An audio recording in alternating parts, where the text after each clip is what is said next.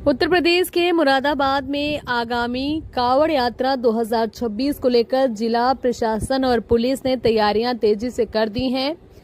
श्रद्धालुओं की सुरक्षा, सुचारू यात्रा व्यवस्था और कानून व्यवस्था बनाए रखने के उद्देश्य से शनिवार को कलेक्ट्रेट सभागार में जिलाधिकारी राजेंद्र पैसिया और वरिष्ठ पुलिस अधीक्षक सतपाल अंतिल की अध्यक्षता में उच्च स्तरीय समीक्षा बैठक आयोजित की गई।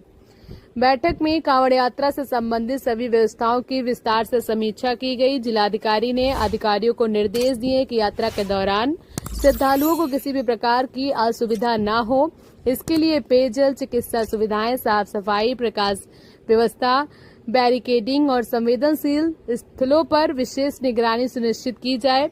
उन्होंने सभी विभागों से तैयारियां पूरी करने के निर्देश दिए।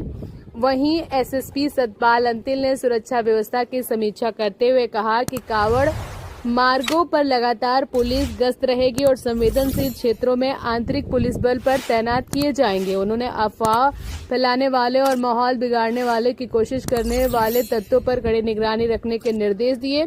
सोशल मीडिया मॉनिटरिंग, सीसीटीवी कैमरों में निगरानी और त्वरित पुलिस रिस्पांस सिस्टम को भी और अधिक प्रभावी बनाने पर जोर दिया गया। बैठक में यातायात व्यवस्था को लेकर भी विस्तृत चर्चा हुई। अधिकारियों को निर्देश दिए गए कि ट्रैफिक डायवर्जन पालन को प्रभावी ढंग से लागू किया जाए, जिससे आम नागरिकों और कावड़ यात्रियों को अनावश्यक परेशानी का सामना न करना पड़े। साथ ही एम्बुलेंस, फायर ब्रिगेड और अन्य आपातकालीन सेवाओं के निर्बाध संचालन के लिए विशेष व्यवस्था सुनिश्चित करने के निर्देश दिए गए। स्वास्थ्य कावड़ यात्रा से संबंधित जो बैठक है वो आज सभी विभागों के साथ साथ जो विभिन्न जो मंदिर हैं उनके पुजारियों के साथ भी ली है, और जो कावड़ यात्रा ऑर्गेनाइज करते हैं या उनको सुविधाएं प्रदान करते हैं, शिविर लगाते हैं जत्थों के लिए, उनके साथ भी बैठक ली गई है।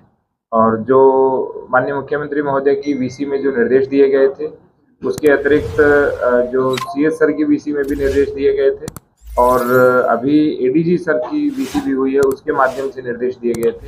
वो सभी को निर्देश दिए गए हैं कि जो परंपरागत व्यवस्थाएं हैं वो सुचारू रूप से जारी रहनी चाहिए।